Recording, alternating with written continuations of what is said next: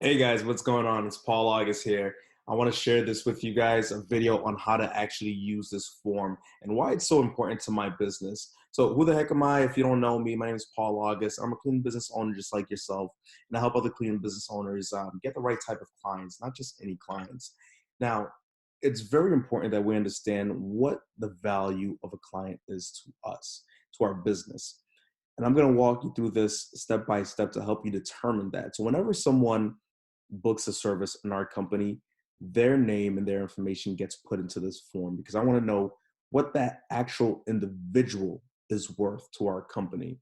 Sometimes the unscalable things have some great benefits. A lot of people will say track the average, and it's important to know the average. I know my average customer annual sales, and I know my average customer value, but it's also important to understand what they're worth personally.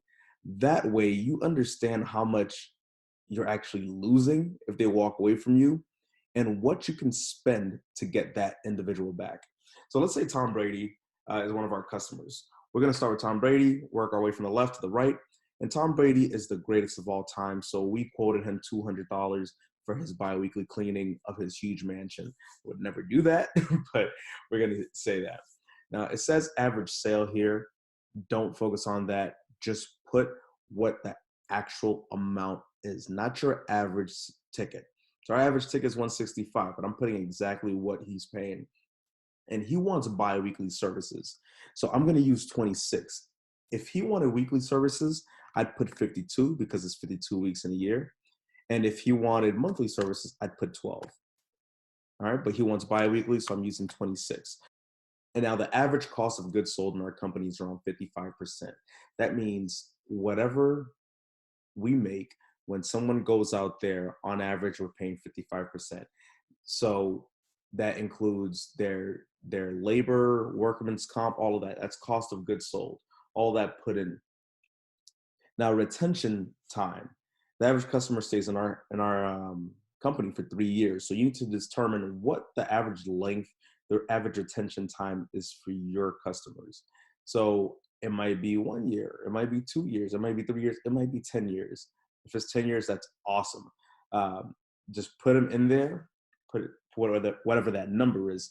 So that number stays consistent. It goes all the way down. Unless my retention gets better, then it might increase.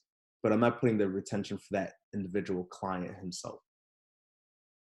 Total sales per cycle, we know that because he's getting biweekly cleanings at $200 a cleaning, it's 5,200 total sales per cycle. Now, our profit margin, not profit in the sense that money that's going in my pocket, it's it's really your gross margin. It's say gross margin here. Your gross margin after everything is paid, after you paid your labor, is 45%. The customer's lifetime value based on 3 year retention, it's 7,200, $7,020, which is awesome. Now let's go to Ronald McDonald. Let's say Ronald McDonald's is paying us $100 and he wants monthly services, so 12.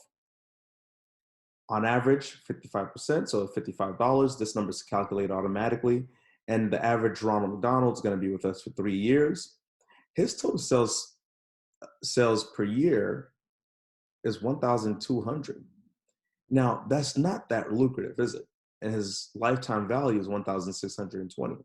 So I might be a little more aggressive on retention for Tom Brady, but not as much for Ronald. If I lose a Ronald, heck, I should be bringing Ronald's price up. But if I lose a Ronald, I'm not that upset compared to if I lose a Tom Brady.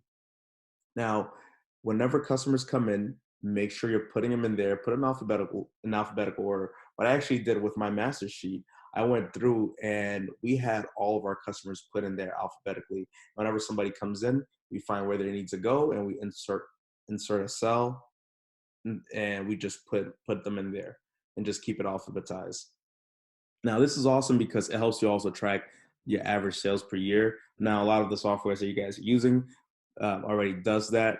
So if you have this here, we can just look at the average. It's $3,745. And it tells you right there the max and the minimum client, what's the lowest person paying. So it's awesome to look at that. Now let's go a little further. What I added here, although it says true client lifetime value, I don't want you guys to get too fixated on it, but I like to track how many people are giving us, I mean, how often our customers are giving us referrals. So let's say I got one referral from Tom Brady, $9,620. So Tom Brady becomes more lucrative for me as a customer because now he's also my marketing. Now, let's say Ronald McDonald, although he's only bringing us 1,200 and we might need to bump his price up if it just doesn't match the amount of time that we're spending there. Since he's been with us, he's referred us 10 times. His value goes up as well. And if Tom Brady has never referred us, but he's an awesome customer, but Ronald McDonald is singing our praise every chance, you see that his value actually becomes more than Tom Brady. So my efforts to retain Ronald might be equally as aggressive as well.